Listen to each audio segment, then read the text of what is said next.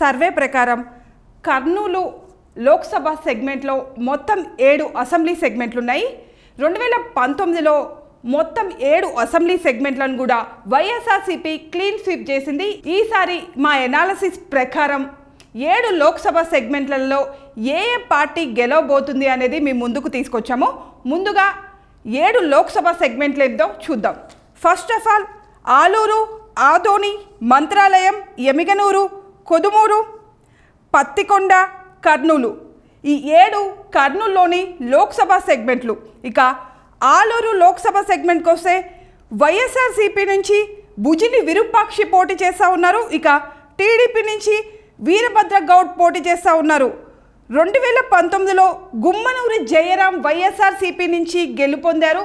ఇక ఈసారి కూడా వైఎస్ఆర్సీపీకే గెలుపొందే అవకాశం ఎక్కువగా కనిపిస్తూ ఉంది భుజినేని విరూపాక్షికి.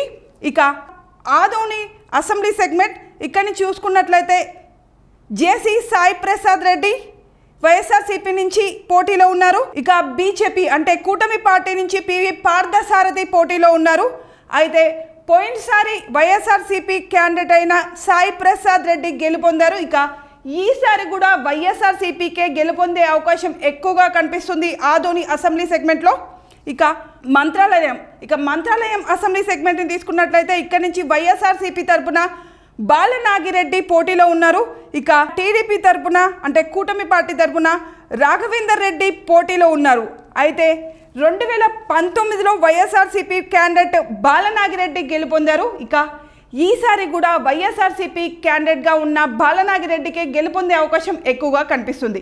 అంటే 2019లో కూడా బాలనాగిరెడ్డికే టికెట్ ఇచ్చారు ఈ మంత్రాలయం అసెంబ్లీ సెగ్మెంట్ నుంచి. ఇక ఈసారి కూడా వైఎస్ఆర్సీపీ అదే క్యాండిడేట్కి టికెట్ ఇచ్చింది. ఎందుకంటే గెలుపు గుర్రంగా భావించి ఈసారి కూడా అతనికే టికెట్ ఇవ్వడం జరిగింది. ఇక ఎమిగనూరు నుంచి వైఎస్ఆర్సీపీ క్యాండిడేట్గా బుట్టా రేణుక పోటీ చేస్తూ ఉన్నారు. ఇక టీడీపీ నుంచి బివి జయనాగేశ్వర్ రెడ్డి పోటీ చేస్తూ ఉన్నారు. అయితే పోయినసారి వైఎస్ఆర్సీపీ క్యాండిడేట్ చెన్నకేశవ రెడ్డి ఇక్కడి నుంచి గెలుపొందారు. కానీ ఈసారి మాత్రం ఆ క్యాండిడేట్కి ఇవ్వకుండా బుట్టా రేణుకకి వైఎస్ఆర్సీపీ టికెట్ ఇచ్చింది.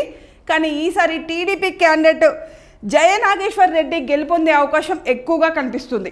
కొడుమూరు ఇది ఎస్సీ రిజర్వేషన్ కాన్స్టిట్యుయెన్సీ. ఇక్కడి నుంచి వైఎస్ఆర్సీపీ నుంచి సతీష్ పోటీ చేస్తూ ఉన్నారు. ఇక టీడీపీ నుంచి బొగ్గుల దస్తగిరి పోటీ చేస్తూ ఉన్నారు. అయితే వైఎస్ఆర్సీపీ పోయినసారి కూడా ఈ కొదుమూరు అసెంబ్లీ సెగ్మెంట్ని గెలుచుకుంది. అక్కడి నుంచి పోయినసారి సుధాకర్ గెలుపొందారు. కానీ ఈసారి సతీష్కి ఇక్కడి నుంచి టికెట్ ఇచ్చారు. అయినా ఈసారి కూడా వైఎస్ఆర్సీపీయే ఈ కొదుమూరు నుంచి గెలుపొందే అవకాశం ఎక్కువగా కనిపిస్తుంది. ఇక పత్తికొండ అసెంబ్లీ కాన్స్టిట్యుయెన్సీని కనుక తీసుకున్నట్లయితే ఇక్కడ నుంచి వైఎస్ఆర్సీపీ క్యాండిడేట్గా కనిగంటి శ్రీదేవి పోటీ చేస్తూ ఉన్నారు. ఇక టీడీపీ అంటే కూటమి క్యాండిడేట్గా కేఈ శ్యామ్ కుమార్ పోటీ చేస్తూ ఉన్నారు. 2019లో కూడా వైఎస్ఆర్సీపీ కనిగంటి శ్రీదేవికే ఇక్కడి నుంచి టికెట్ ఇచ్చింది పత్తికొండ నుంచి.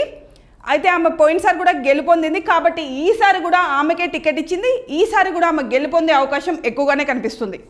ఇక కర్నూలు లోక్సభ సెగ్మెంట్ నుంచి వైఎస్ఆర్సీపీ పార్టీ తరపున ఎండి ఇంతియాజ్ పోటీ చేస్తున్నారు. టీడీపీ నుంచి టీజీ భరత్ పోటీ చేస్తూ ఉన్నారు అంటే టీడీపీ కూటమి పార్టీ నుంచి. ఇక పోయినసారి ఏమో అబ్దుల్ హఫీజ్ గెలుపొందారు వైఎస్ఆర్సీపీ పార్టీ నుంచి.